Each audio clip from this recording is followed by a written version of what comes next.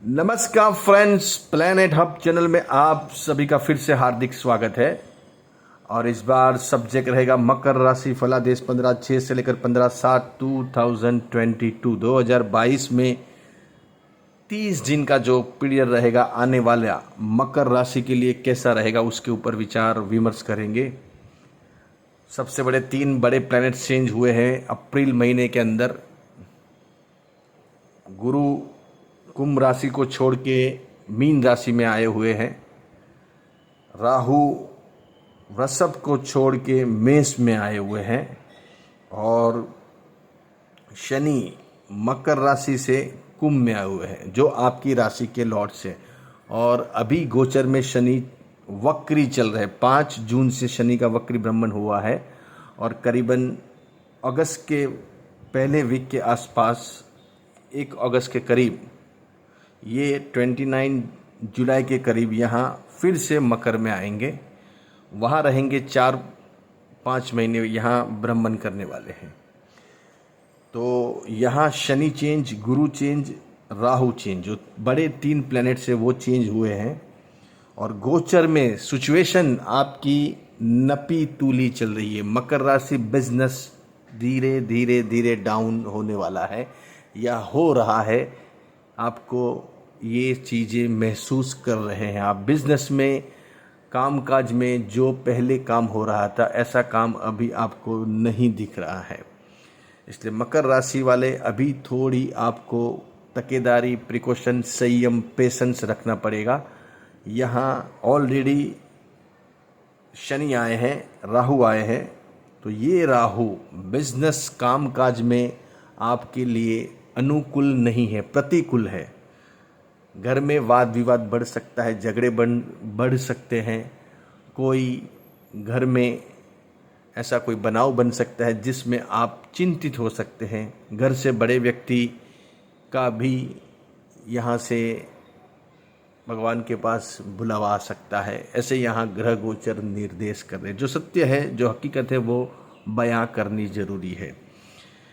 तो घर में जितने भी कुटुंब फैमिली है, उसमें अभी डिस्प्यूट हो सकता है, वाद विवाद हो सकता है, झगड़ा हो सकता है, मन मुटाव हो सकता है, रंजिश निकल सकती है।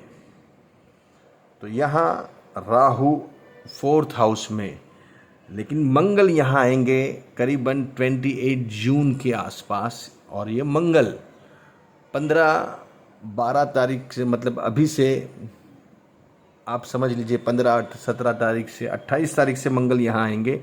लेकिन उसकी जो इफ़ेक्ट है, उसकी जो असर है, वो 10-15 दिन पहले से चालू हो जाती है। आप अपने फ्लैट में, बंगलों में बैठे हैं, लेकिन बाहर कहीं दूर आपको दिख रही है कि पुलिस अपने गली में, मोहल्ले में आई हुई है। तो गली मोहल्ले में जब पुलिस की जीप या कोई ऐसी चीज़ें आती है, पुलिस खड़ी रहती है, तो सब वहाँ देखने को लिए चले जाते। क्या हुआ, क्या नहीं हुआ, वो सब चीज़ें आपको डर सताने लगता है। इसलिए मंगल एक ऐसा प्लैनेट्स है जो आने से 10-15 दिन पहले उसकी असर दिखती है। तो यहाँ 28 तारीख को मंगल जून की चेंज होने वाला, लेकिन उसकी जो असर है वो आपको 15 से दिखनी चालू हो जाएगी। तो यहाँ बहुत ही संभल के काम लेना है। सबसे पहले कुटुंब, फैमिली में वाद विवाद, झगड़ा हो सकता है। माँ से, पिताजी से अनबनाव बन सकते हैं ये टाइम के अंदर। बड़े भाई बहनों से, छोटे भाई बहनों से झगड़ा हो सकता है। खून के रिश्तों में दरार आ सकती है। खून के रिश्तों में बहुत बड़ी तकलीफ़ें खड़ी हो सकती है।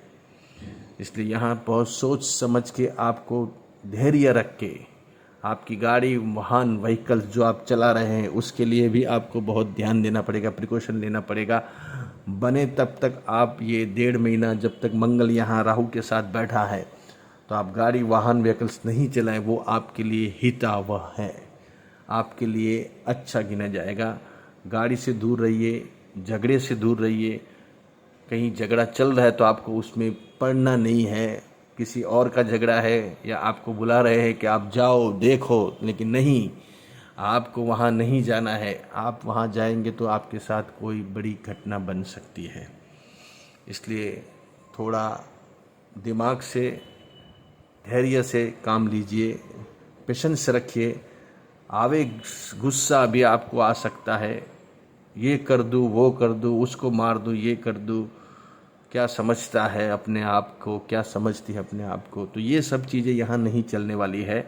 अगर आपने अपनी मर्यादा, संयम तोड़ा है तो फिर वो आपको नुकसान उसका भुगतना पड़ेगा। इसलिए यहाँ मंगल राहु के साथ आया है। लेकिन यहाँ एक पॉजिटिव पॉइंट आपको मिलेगा, गुरु आपका थर्ड हाउस में बैठा है, तो ये कहीं ना कहीं आपका बचाव करेगा। लाइफ पार्टनर, बिजनेस पार्टनर आपको सपोर्ट कर सकते हैं ये टाइम के अंदर। नए लाइफ पार्टनर, नए बिजनेस पार्टनर आपसे जुड़ सकते हैं ये टाइम में। जितने भी अनमैरिड, शादी ब्याह से वंचित है, उनकी शादियां अभी हो सकती है। मकर राशि की बात कर रहे हैं, कैप्रिकॉर्न की बात कर रहे हैं, मून साइन चंद्र कुंडली से बात कर रहे हैं।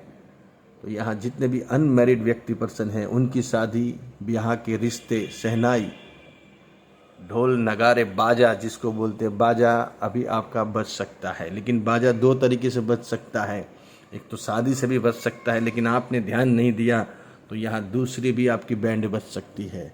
इसलिए आपको आपके गुस्से के ऊपर बहुत ही संयम रखना पड़ेगा। जन्म का अगर आपका मंगल राहु इकट्ठा बैठा है कोई भी हाउस के अंदर, कोई भी राशि का है, मंगल राहु अगर साथ में बैठे हैं तो आपको बहुत ही संभालना पड़ेगा, बहुत प्रिकॉशन लेना पड़ेगा। यहाँ खास करके मकर राशि की बात हो रही है, क्योंकि यहाँ चौथा मंगल, चौथा राहु फोर्थ हाउस में, ये काफ़ी तकलीफ देता है, काफ़ी समस्या खड़ी कर सकता है। बिजनेस आपका डाइवर्ट हो सकता है, बिजनेस में डिस्प्यूट हो सकता है, घर आपको छोड़ना पड़ सकता है, आप भाड़े की दुकान से घर के भाड़े में जा सकते हैं या घर की दुकान छोड़ के भाड़े में जा सकते हैं।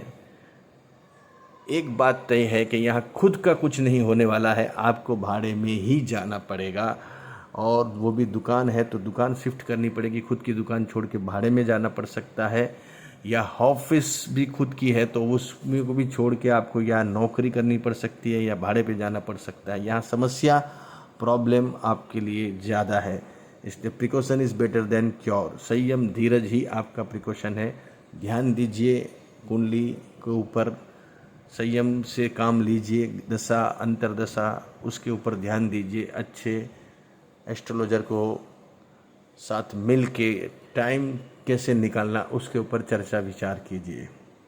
यहाँ केतु 10th हाउस में चल रहा है, सूर्य और बुध 6th हाउस में चल रहा है, शुक्र यहाँ पंचम स्थान में आएगा।